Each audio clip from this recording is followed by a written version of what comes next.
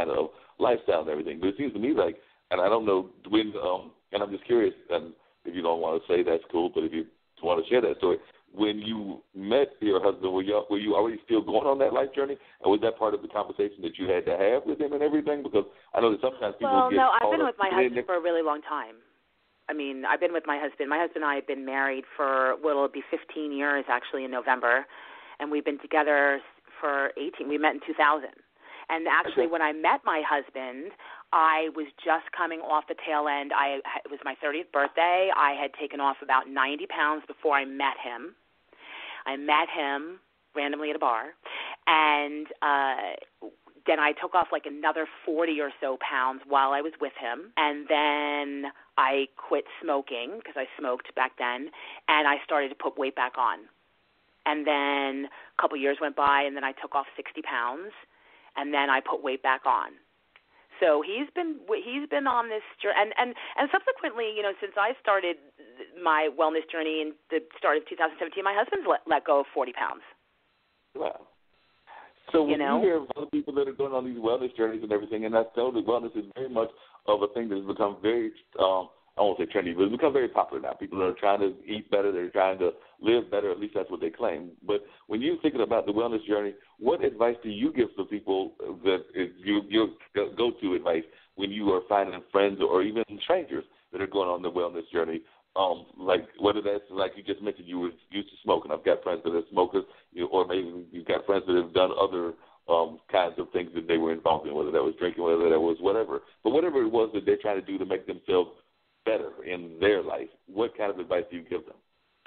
Listen, I think you have to, honestly, have a real honest conversation with yourself, right? And wellness can be a lot of different things. Wellness doesn't just mean you're trying to take off weight. Wellness could be you just want to be healthier, right? Like in your lifestyle. Listen, there's a lot of people who are thin who are completely out of shape, right? So it's not just about taking off the weight. It's about just kind of living a more well-rounded life, right? So, I think you have to have an honest conversation with yourself, and we all know what it is that we do to, self-sabotage, right? So, I could just say as an example, I used to drink quite a bit because I work in a very social industry. I'd be out all the time whining and dining clients, and that was part of my business, right? And so I knew for me that when I drank, it would also not just be that I was out drinking and having a great time, but then it would be 1 o'clock in the morning, and I would be eating 3 slices of pizza before I went to bed. You know what I mean? So that was the first thing I said, okay, you know what, Margot, why don't you just try 2 or 3 months and just don't drink and just see how that goes. You know what I mean? So I think, I use that as an example to say, look at kind of some of the patterns that you have in a very honest way and have a real conversation with yourself and say, what's 1 or 2 things that I could, change?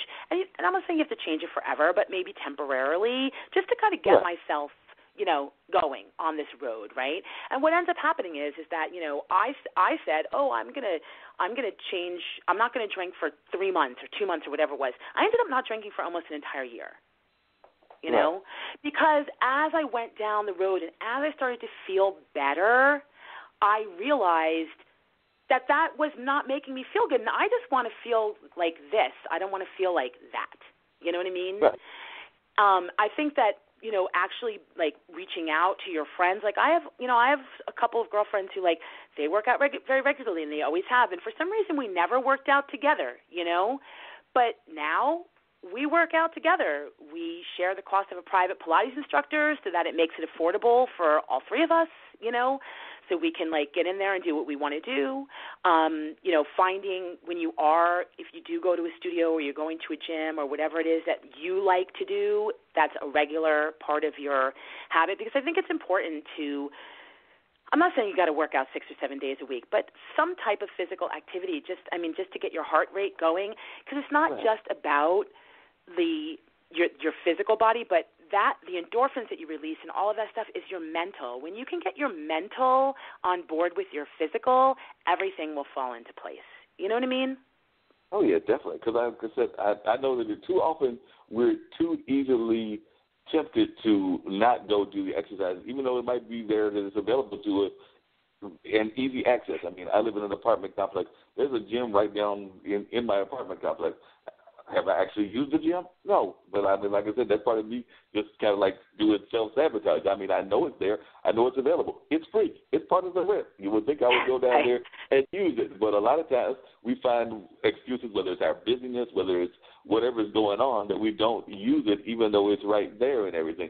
And you're right. A lot of times people also make assumptions because I'm one of those people that is a mass transit person in terms of my getting around the community and everything. But that means that if I need to go someplace that's fairly nearby, I will walk there. So do I have a little bit of extra weight? Yes. Do I have what I consider a lot of extra weight? Probably not what even most people would consider. But yes, definitely have a few extra pounds. And that's sometimes that people will come to me and they'll be like, all right, you walk all the time. How come you have a gut? And I'm sitting there going like, well, probably because I'm not doing the other parts of the exercise, because I know that it includes doing all of the exercise. I mean, that you can't just depend on one style of exercise. You got to mix it up. You got to have the cardio with everything else. So, but it's also too. I mean, listen, the bulk of everything really is what you put in your mouth. I mean, let's just keep it real. Like you gotta like you know what I mean. Like you can't be like eating pizza and like processed food and think that you're gonna. I mean, because you could. You know, you may maintain if you're working out, you know what I'm saying, so that you can, but if you actually wanted to lose, then you can't really do that, you know. But it really is, it's, you know, it's really just kind of, like a lot of people will say, oh, you know, I don't have time or whatever, and it's like, you know what, if you can find an hour to sit on the sofa and watch your favorite show, you could certainly find an hour to be doing something that's going to benefit you both physically and mentally, right? And that's the other thing. Yeah, definitely. And but the other thing that you just alluded to, and we've actually had it with other guests on the show that have come out of the fitness industry as well as just wellness kind of industry, because I think we've had a couple of health-related people that have been on the show in the past. But it's too easy in this society, and I know that it's part of that fast food environment that if you're ripping and running, I worked a couple of different jobs, including my own company and everything, but if you're ripping and running, it's too easy to sometimes get tempted to, and then you try to justify it. You know, like if there's a food court, one of the places I work is a test grading company, but they happen to move from their regular office to a mall. The mall's got all kinds of restaurants, and you know, you try to justify it because you sit there and go like, well, I'll just eat Subway because Subway is supposed to be a little bit more healthier, but it's not that much more healthy. You know, if you keep eating that same junk all the time and you're eating fast food all the time, you're just going to continue following that kind of routine. And I've got friends that are in the arts, and they'll say the same thing, or teachers, academics, they'll be like, I'm always ripping and running, and so I'm grabbing what's available, even though it's probably going to be even cheaper if they would just grab something from the grocery store, whether it's a health grocery store or a regular grocery store, heat it up and bring it to work. But, you know, we just live in that fast food kind of environment. I know, but you know what I think though too. It's like, listen, I used to eat a lot of fast food. I mean, I'll admit it, you know, and I have not eaten fast food in almost 2 years. When you start to change how you eat and your body starts to react to the change and you can feel how much more energy you have and how good you feel on the inside and your skin changes and everything starts to change, you don't want to eat that stuff anymore. Do you know what I'm saying? It's like, and I'll tell you, like, there's plenty of times because I am out and about all the time. I work as an outside sales rep, and I'm out on the streets of New York and all the time. You could walk into a 7-Eleven and find hard-boiled eggs. Like, you can, if you look, it's there.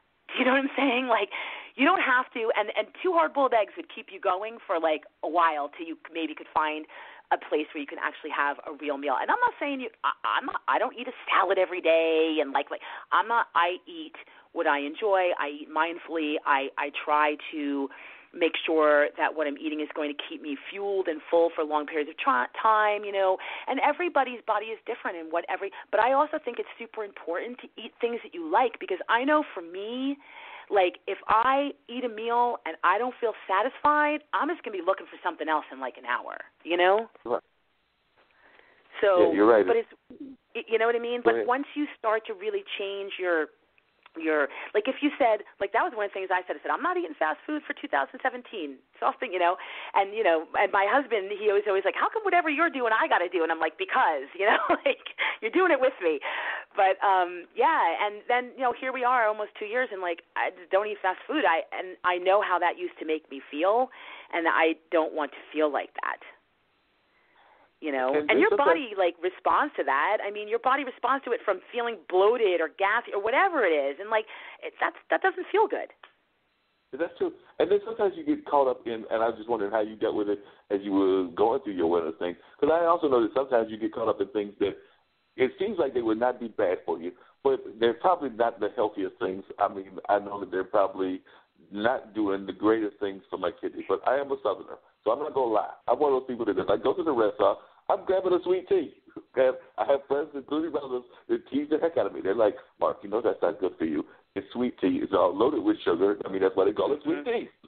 And they're like, you know it's not good for you, but it's one of those, like, comfort foods, or, you know, you got the comfort food. That's like a comfort drink for me. And I'm sure there's some other comfort foods, but I think you can have that. I think you can do that, Mark, but I think you got to, like, everything in moderation, right? I mean, it's all about it's just all about moderation. I mean, I didn't drink for a year, but then, you know, this beginning of this year, I slowly reintroduced alcohol into my life. So I drink every once in a while, and I love a good glass of wine, but I also know that, like, for me to feel well, for me to stay on my wellness journey, for me to want to get up and do an early morning workout or do whatever, that if I'm drinking the night before, it ain't going to happen. So I probably shouldn't do it, you know? And I also think, too, that diabetes is real. Like, that, for me, honestly, that really, really scared me to know that I was pre-diabetic. Like, I don't want to be, I'm not ashamed to admit how old I am. I'm 47 years old. I'm like, I am way too young to be old. Right? Yeah, that makes a lot of sense. But also, how do you manage, because you mentioned earlier, you do outside sales, and I have a good friend of mine that I was talking to that long ago, like maybe within the week or so, and they were trying to figure out how they could manage their schedule, because they just started a new job. They want to get off a certain amount of weight and everything. Actually live here in the same area that I live in and everything, the triangle area of North Carolina. But they were like, I want to get this weight off, but if I'm going to go to the gym, I've got to go and, like, because their job, let's say they start their job at 7 or 8. They work till, they're working in a hospital, like a medical field. So let's say they're working at 8 or 9. So they're like, I know I'm not going to go during the daytime. So if I'm going to go to the gym, I pretty much know I'm going to have to go at like 5 or 6. Now, as far as I can tell, that probably works for them up to a moment. But then after a while, they get frustrated because, you know, it means getting up at 6 a.m. and the day running until 9 or 10. So I was wondering, to people like that, they're trying to figure out. But if you don't have, like, a lunch hour or, like, a little bit of time during the day that's, like, your time, and if not, there's times, like, if I know that I'm going to have a crazy day, then I get up early at 5:30 and I take a 6:30 yoga class because I want to get it done and I don't want it to be lingering over my head for, like, the entire day. And I know that I might be, you know, bitching about it when I'm first getting up, but by the time I get there and by the time I'm done, I'm glad I went. You know, because it sets the tone for my whole day. And now I actually have the energy to get through my day. And I personally find that when I do activity early in the morning, I am much more mindful about the rest of my day, about what I put in my mouth, about the choices that I make, because I've already put the work in. Now I don't want to ruin it. You know what I mean? And it probably also gives you a fresher perspective to the day, because I know sometimes if people are, how can I put it, if they're going from one extreme, meaning whatever their frustrations are in their personal life or their family life, into the work environment. And we know work environments can be straining as well, but it seems to me that you're going from one strain to another strain, and you don't give it that time to do exercise or to get that exercise going on or some me time stuff, whatever that is for you. Because, I mean, some people, it might be just taking a minute or two to read a good book, but it seems to me that you don't give that me time and everything, that a lot of times that's another time that we get caught up. Because I know a couple of friends of mine that they seem like they get frustrated because they're going from one end of being frustrated, whether that's the work environment, to their, like, personal frustrations or whatever, and then they don't have enough time to actually have that me time. And like I said, to me, me time can be as simple as picking up a good book, maybe not reading the newspaper, because the newspaper might, like you just said, the world is a little crazy, so the newspaper might frustrate you. The Facebook might frustrate you too. So, like I said, it might not be reading those, but there are, like, whatever your book is. Maybe you're into mysteries, or maybe you're into whatever your thing is. Whatever your thing is. But it seems to me that that's oftentimes what we don't do is we don't spend enough time giving us that me time. I mean, one of the things that I always say is that I'm a big I don't have one term.